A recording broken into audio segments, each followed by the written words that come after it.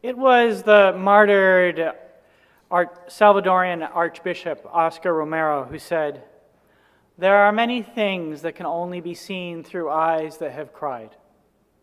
Unitarian Universalist theologians Forrest Church and Rebecca Parker offer us similar advice. Church claimed that the core of our Universalist theology was to love your enemy as yourself, to see your tears in another's eyes. Parker, meanwhile, writes, "There is no holiness to be ascertained apart from the holiness that can be glimpsed in one another's eyes." There are many things that can only be seen through eyes that have cried. As many of you know, I spent the beginning of this week on the Texas-Mexico border. I traveled there with several members of our congregation and the minister from Emerson on a border witness trip. It was organized by our partner organizations, Texas Impact and the Unitarian Universalist Justice Ministry. We went to learn something about this country's immigration system and the experiences of migrants. We went to take a glimpse through eyes that have cried. What do you know about the immigration system? Or the lives of migrants? Or the situation at the border? In the media, the immigration system is typically portrayed as broken. Former President Trump describes migrants as an existential threat. He uses language favored by Germans in the 1940s when he talks about them. He says awful things like they are poisoning the blood of our country. The former president likes to invoke the word crisis when discussing the border, and on occasion, President Biden has done the same thing. Broken, a threat, poison, crisis, these are strong terms. They do not celebrate the humanity of migrants. They do not mirror the values of our Unitarian Universalist Association. We declare that every person is inherently worthy and has the right to flourish with dignity, love, and compassion. Such words invite us to see through the eyes of those who have cried.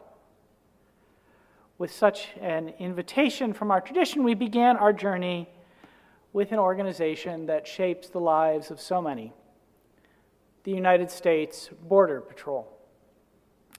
Our facilitator had arranged for a presentation describing the situation from the federal government's perspective. The patrol's communication officer told us, whatever you see in the media is not exactly how it is. Then he shared a well-crafted PowerPoint. We found ourselves awash in numbers. The Border Patrol encountered this many migrants during this period and this location. They intercepted this much marijuana, this much cocaine, this much fentanyl, this much heroin. There were this many thousand unaccompanied minors last year and that many the year before. There was no attempt to see through eyes that have cried.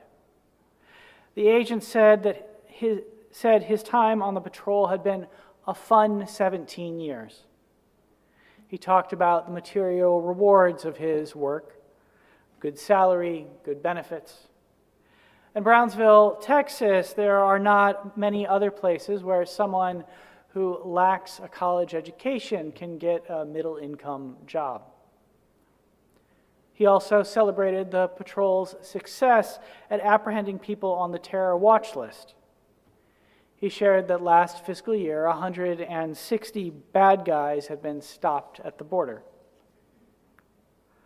Most of those who Border Patrol prevents from coming into the United States are not bad guys. They're ordinary people fleeing horrible conditions. It's like Myra Paredes said in our brief interview with her. For many migrants, Everything that they experience and witness at home is far worse than anything they encountered along the way. I know a little bit about this. 10 years ago, I was part of another human rights delegation. We went to El Salvador to collect stories of deportees. They were bone-chilling. One young man we talked to used to operate a bus with two of his friends. He was the driver, and there was a fare collector and someone who looked after the passengers. One day, gang members boarded the bus. They robbed and killed the fare collector. And a few days later, they returned to threaten the two remaining friends. The gang members told them that they were going to kill them as well because they feared that they had witnessed the murder and didn't want them going to the police. He told them that they had to leave. Just a couple of days later, the bus driver's friend was shot dead while he was eating his dinner at a local restaurant. As soon as he heard about this, the bus driver fled the country. We interviewed him right after he had been deported back to El Salvador. He told us that he had just called his mother. She told him he could not come home. The gang was still out to kill him. Tears in his eyes, he admitted that he didn't know what to do next or where he could go.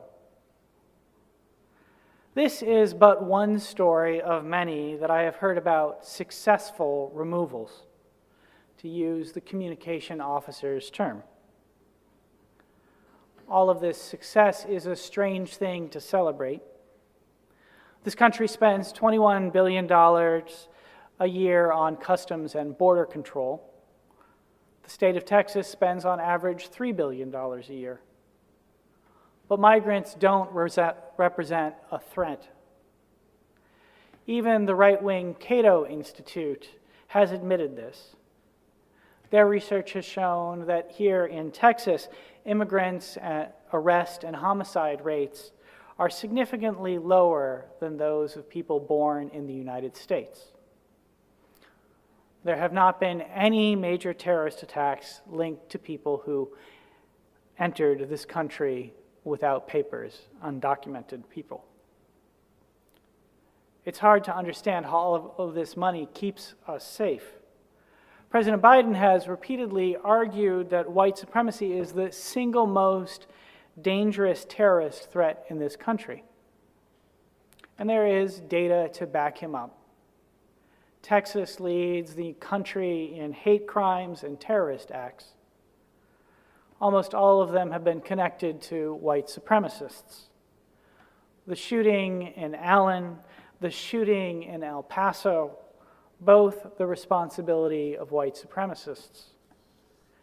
They justified their violence with language mirroring words favored by both former President Trump and our state's elected leaders. People like Governor Abbott talk about stopping the invasion at the border. So did the gunman in El Paso. Just as significantly, immigration is a net benefit to the economy. One economist has called it this country's superpower. Without immigration, the economy would be smaller, the country less wealthy, and many of us would be less prosperous. It's estimated that on average, each immigrant who comes into this country makes a net contribution between $100,000 and $300,000 to the federal coffers over the course of their lifetime. That is, throughout the time that they live in this country, they contribute a couple of $100,000 more to the federal government than they receive in benefits. Each time the Border Patrol deports or stops someone from entering the country, they're depriving the federal government of a couple of $100,000 worth of future income. They're depriving all of us of resources that could be invested in building up our communities and taking care of each other. And that's just to summarize a smidge of the negative impact that deportation has on the public sector. But throwing my own data sets back at the Border Patrol or anyone else who is opposed to welcoming immigrants is not going to convince them to see through eyes that have cried. What gets lost in debates about immigration and the border is that we're not talking about numbers. We're talking about people, about human lives. Can we imagine ourselves in their place? What would we have experienced? How would we want to be treated? What do we see when we look through eyes that have cried? Let me invite you to see through such a set of eyes. I want to offer you a slightly fictionalized account of a migrant's experience. It blends testimonies I collected in El Salvador and the story that Mayra Paredes shared with us earlier. You're a 14-year-old boy. You left El Salvador after a local gang started to threaten kids on your soccer team. They planned to extort money from the players' parents. To make sure everyone knew that they were serious, the gang members killed one of your teammates after school. You set out with your mother and younger sister for the United States. The journey north took months. Part of the time you walked. Part of the time you rode El Tren de la Muerte, the death train. It's a network of freight trains that stretches from the southern border of Mexico all the way up to the northern border with the United States. You saw someone slip off a freight car. Their legs were severed when they fell. At night, you can still hear the screaming. Later, you and your family tried to ford a flooding river. You made it across, but watched in horror as 2 of your fellow migrants drowned. Finally, you made it to Reynosa. It is your last stop before you cross over to the United States. Sleeping rough in a makeshift tent on the outskirts of town, one night your family is awoken by masked men. They have guns. They take you hostage. They threaten to kill you, your mother, your sister, unless a ransom is paid. Your grandparents back in El Salvador somehow come up with $6,000. They sell their house. Perhaps they have sold their house and given the hostage takers all of the money that they have. But finally, you are released. You stay in Reynosa until your mother can make an appointment on the glitchy CPB One app for an interview with a border agent. You claim asylum. And at this point, what happens? Fear of gang violence is not usually a legal reason to be granted asylum. Typically, families like yours are sent back to the country that they came from. In the last years, politicians on both sides, from the Democrats and the Republicans, have been working to make it more and more difficult for people to receive asylum. Back in June, President Biden issued an executive order severely restricting asylum. And it's harder and harder now for people trying to escape death and terror to find respite in this country. But let us imagine for a moment that the Border Patrol agent your family talks to thinks you have a credible asylum case. They use the term credible fear. So you're given what's called a notice to appeal, a piece of paper stating that you are an alien and that if you cannot prove your asylum case, then you will be, in the official language, removed. You have to go to an immigration court to make your case. It's technically an administrative hearing rather than a criminal one. What this bewildering language means is that you have a right to an attorney, but the government does not have a responsibility to provide you one. You have to either find pro bono representation or somehow come up with the money to hire an attorney. Your first court appearance might be 6 months after your initial encounter with Border Patrol. In the time between, you have to figure out how to support yourself. A work permit is not guaranteed. Maybe you can stay in a shelter for part of the time. Maybe you have some family in the United States. Maybe the state of Texas buses you up to Chicago or New York. You can get your case transferred to those venues, or you can stay near the border and pursue it there. In either situation, there's a lot of hardship along the way. There is learning to adjust to a new country, a new culture, and learning a new language. All of the legal proceedings that you have to deal with are in English. Sometimes they are explained to you, sometimes they are not. We visited an immigration court in Harlingen, and we sat in on 2 different judges' courtrooms. In the first, it felt like the judge was just shuffling paper in front of us. He spoke rapidly. He did not explain things. There was no translator available in the court, and the attorneys representing the migrants declined translation. The judge dealt with 5 cases in about 20 minutes. It appeared as if he was not interacting with human beings. Rather, it seemed like he was moving pieces of paper from one pile to another. But of course, the pieces of paper were people's lives. Did he see through eyes that had cried? The second judge was quite different. She had a translator present. She described the entire legal process to the migrants in her courtroom. She explained to them that after their initial appearance, they would come back to make their asylum case. We are told that these are usually closed to the public. In them, people recount the horrors that they are trying to escape. If all goes well, the case ends when the judge grants asylum and says, "Welcome to the United States." The whole process could take 2, 3, 4 years. Why are the people of this country so often unwilling to welcome people seeking refuge? If I was placed in that sort of situation, the kind of situations that so many of them have faced, I'm sure I would make the same choices that they have.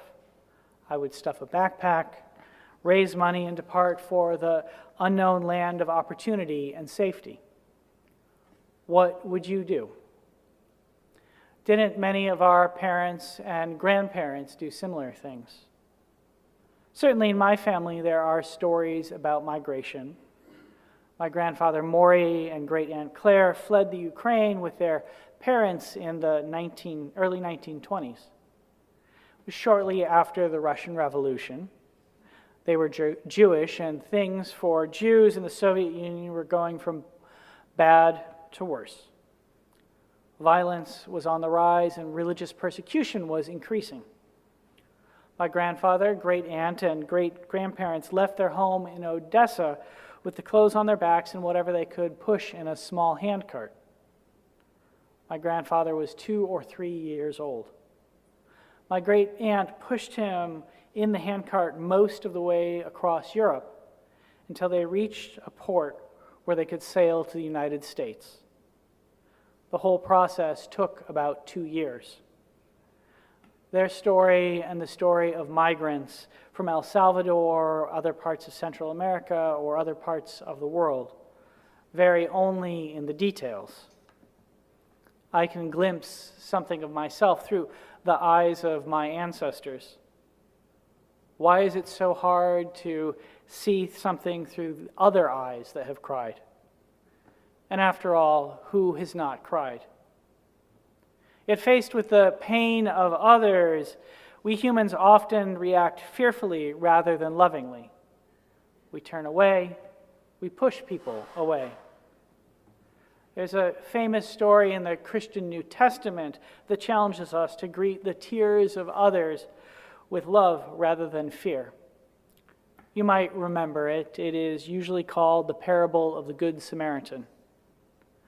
In the Gospel of Luke, it reads, "A man was going down from Jerusalem to Jericho when he was attacked by robbers.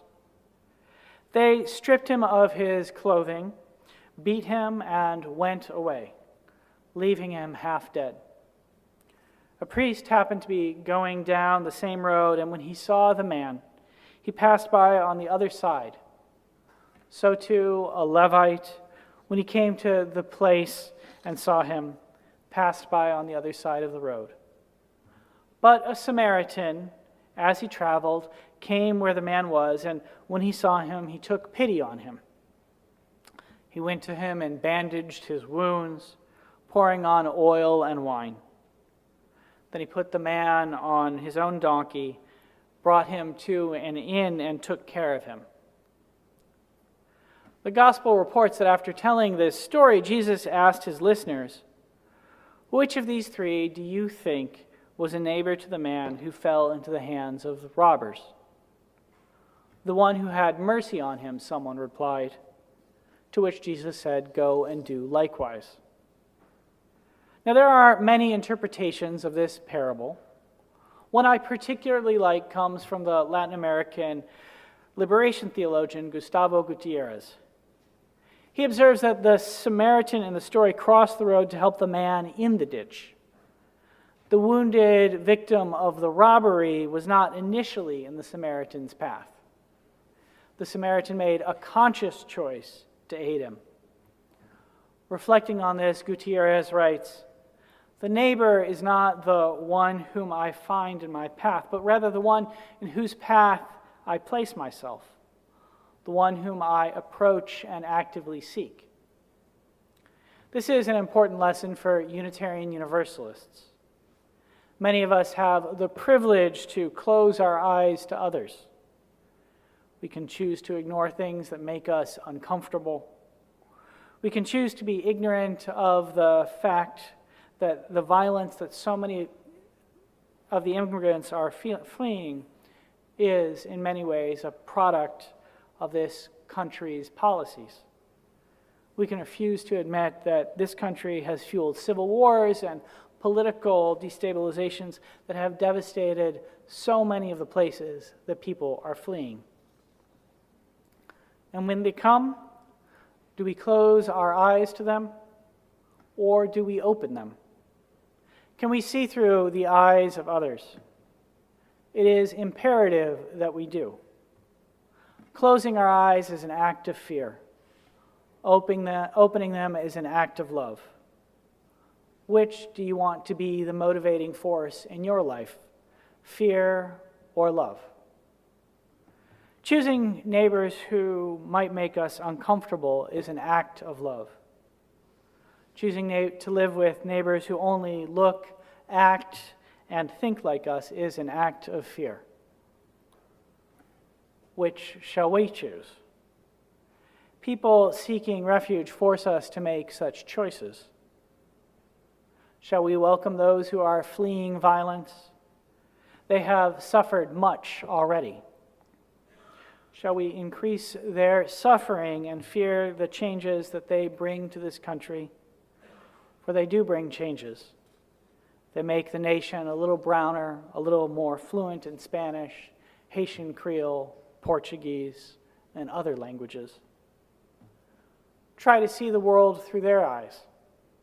You will find your own tears there, whatever the color of your skin. This is a task for our religious community. If we are, in the words of Micah, to do justice and to love kindness and to walk humbly, then we must learn to see with the eyes of others. We need to share their stories.